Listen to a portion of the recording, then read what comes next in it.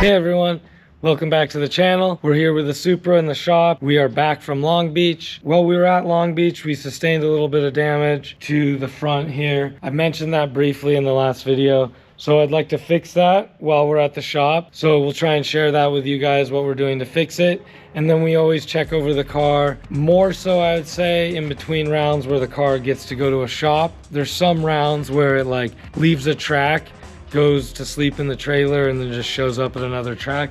So you don't get as much, maintenance or checking on the car on those rounds. But this round and the next couple, I get to come back to the shop. So that's pretty convenient for us. So we can get the car, up to as close to 100% as we can before the next race. So what we're gonna have to do is build another front bash bar. As you can see here on the ground, I've already bent the tubing. I think I might have pre-bent like 6 of those. So all I really have to do is like mount the end plates on the end of the frame here. We have like a 4-bolt system there, and then do the standoffs of the frame. So we'll probably make 2. I usually do this before the season. Didn't get a chance to. Then we're gonna replace the back of the car. Let's go look at the back of the car. You always know that you're gonna have damage in Long Beach because it's Long Beach and there's walls on it, all sides. So these were actually from last year, and even if not 2 years ago, and they already had some cracks and damage, and we just ran them, used them all the way up. So those will come off. We're not gonna replace this hatch. This did not have this damage prior to Long Beach, but we're gonna run this out through the rest of the year. It's still in one piece and retaining its shape, but we are gonna put on a fresh bumper, fresh taillights, and the plug that goes behind that holds the taillights and the bumper together. As you can see, we're missing a taillight here. One of my sponsors really wanted it, and it had a scuff on it just like this. So I signed it, gave it to him. Cool little piece he can keep, in his office or maybe at his house. So let's rebuild the back of the car real quick. Oh, bash bar. We're also going to put a fresh bash bar in there. And then we will move to the front of the car. And if we find any surprises, we'll share it with you guys. So, fun fact, these are discontinued. Not the greatest because I need them to run Supra bumpers, but they have been discontinued. Luckily, I have several pairs left, and this one has been installed and been in a minor accident here or there, so you guys understand that drifting, you'll fuck up a rear bumper. So you straighten these back out and just keep reusing them until they're annihilated. This is definitely far from annihilated, and you can see it has blue paint because it was once on baby blue back in, 7 years ago or something. And these bumpers are something I made a mold of, and I make them and sell them. So if you guys have a Supra, need a rear bumper, let me know.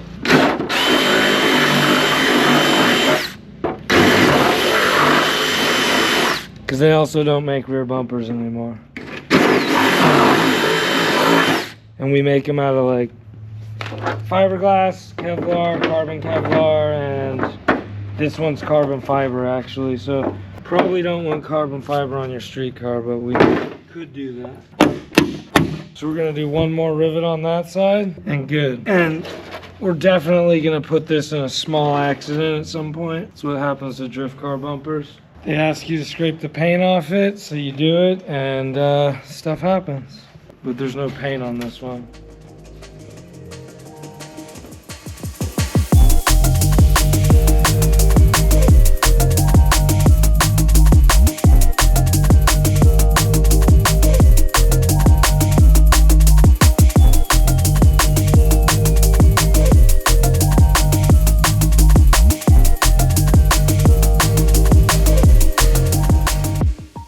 Okay, we're gonna interrupt this video real quick to show you guys this oil analysis that we got. So we had sent in our break-in oil when we were on the dyno, if you guys remember, little sample.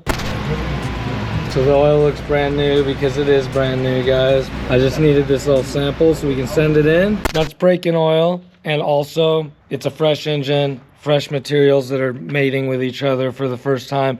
So you're gonna have some wear, and you're gonna see maybe some concerning amounts of, well, in this case they call it abnormal, and we see copper, and we see the viscosity is for some reason at a higher count number.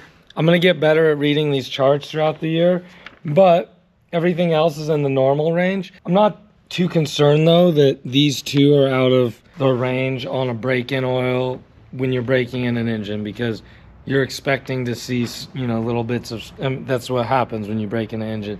So cool to get though. That's number one on when we do these samples. From here on out, all the oil would be this AMSOIL Dominator Racing Oil, 1550. We would hope that we don't see concerning amounts of, you know, where it says abnormally high, and this one's copper, and it could be aluminum, it could be iron, it could be all kinds of things. So like, let's see where this goes. Let's drain the oil right now, and then we'll send it into AMSOIL, wait a couple weeks, get the results, and then I'll share it with you guys in coming video.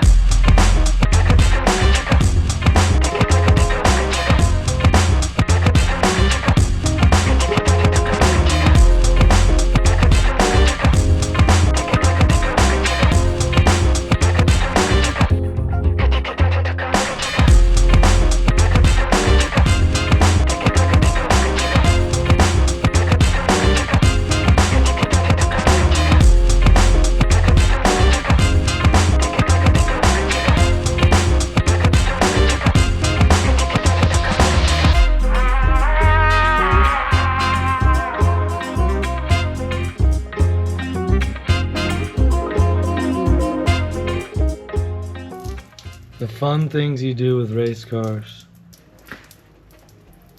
I think you could drink Ignite Red, right? It's pretty pure. We should ask Jay what he thinks about that. Okay, so if you guys have been here before, the longer you keep your arms up, the more likely it is to get in your armpit.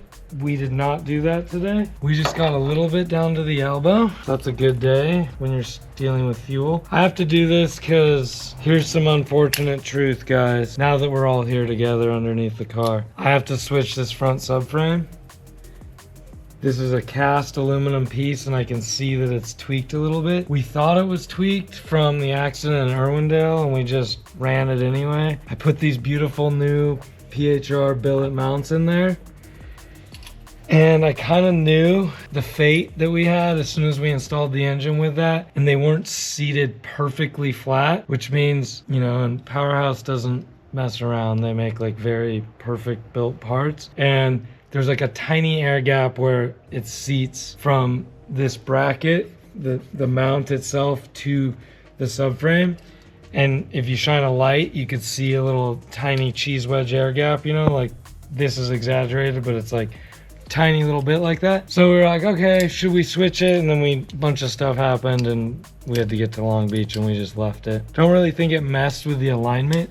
It may mess with engine placement, you know, we're talking little, because everything mounted in fine, but we're gonna switch that. So we're gonna brace the top of the engine and drop that out. By doing so, we'll help ourselves with like the alignment side to side on like the wise fab, because sometimes to get the camber caster you want and things, it won't be symmetrical side to side, and everything plays a part in that, but I for sure know this does too. We're gonna switch that, and that's why we're spilling fuel right now. Still got another line, so I might get lucky and spill more fuel on myself. Oh, still spilling. Thought we were done, but we're not. Don't let it get down your armpit.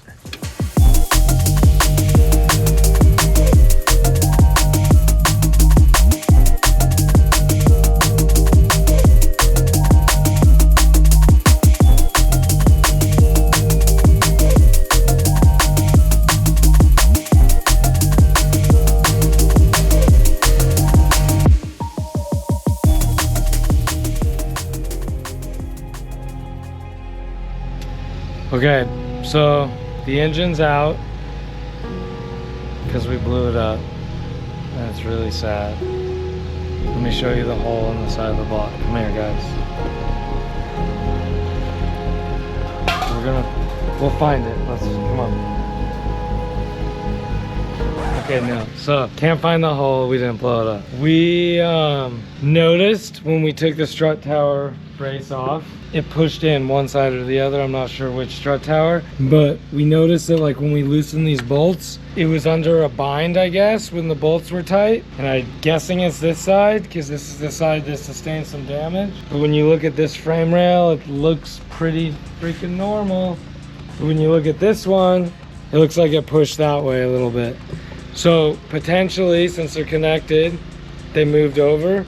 And I need to move this one a tad this way or just push this one. I don't know. This car's so bent, and we know that, and most drift cars are, or let's say pro drift cars are, and you align it with like all the heims and the suspension. But at the same time, if I have the time, and if I can make the headlights and hood and body panels on the front end fit better, and I can make the strut tower be where it should be for like a factory Supra, I'm gonna do that. So I can at least bend the strut towers back.